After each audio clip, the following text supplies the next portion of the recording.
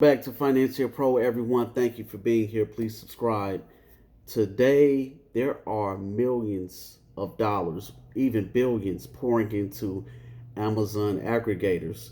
A lot of these companies are making a killing doing this. What they're doing is they're buying smaller businesses and that are profitable and pouring marketing dollars into those businesses to make even more money. So it's just like me buying a bunch of YouTube channels that's making a little money, and I'm just getting them all together under one umbrella, making a killing. That's a lot of people do that as well. But this right here, people have not even heard of. Well, a great number of people haven't heard of because they went from one to five companies or one to five people doing this to now 60 going to a conference. And in 2 years, this is like a gold rush. This is a e-commerce gold rush right now, and I believe Amazon might buy all these companies out, to be honest with you. Who knows? But this is the largest movement you'll see in the next 2 years, says Stephen Pope, founder of My Amazon Guy. I'm very bullish. I believe we're going to see massive amounts of capital disruption in this space and continue to see its impact. So, what is an Amazon aggregator? An Amazon aggregator is a business that acquires multiple Amazon brands for the sole purpose of consolidating them under the same roof, like I just explained. Let's say that there are three separate Amazon brands, one that sells tents, one that sells sleeping bags, and one that sells camping cookware. Independently, they are performed well, sales are high, profit margins are good, product reviews excellent. And what you can do as an investment bank or venture firm, you come in and buy all these companies and put them under your umbrella, and no one would even know that you're the one who owns these companies. So that's what Sony and Vizio, all of them do. If you don't like this company or you're hating on one company, guess what? You're buying from the competition, which they own. You know, what are they looking for? Certain things that Amazon business is more attractive in the eyes of an aggregator. So if you want to fetch the highest price possible, it is important to know what they value most.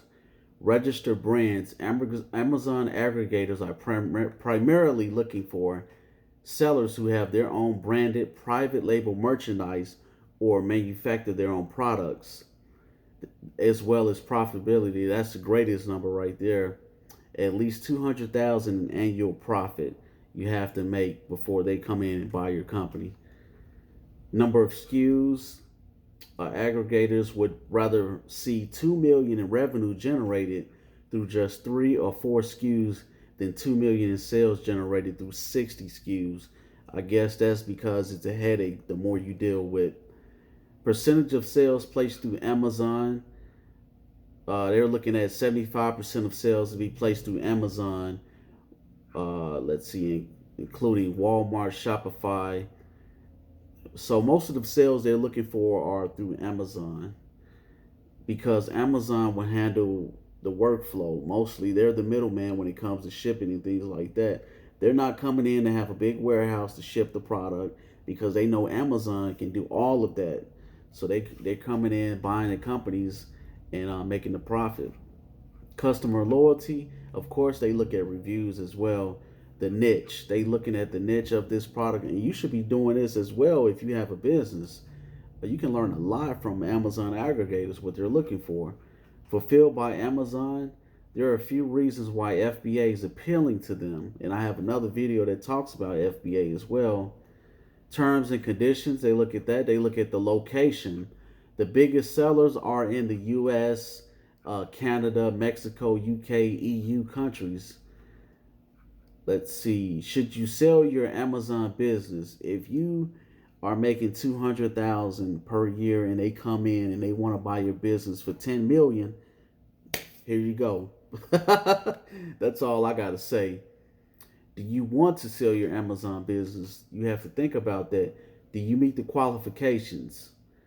There are top Amazon aggregators, and I have one of them in the thumbnail. One of them is Thrasio. They have like $1 billion valuation. Number two is Perch. Perch, let's see, 1 million in 1 million in annual revenue. I'm sorry, I got my tongue twisted on that one. Branded, you have Benetago, and where are they located? That sounds like a Spanish company.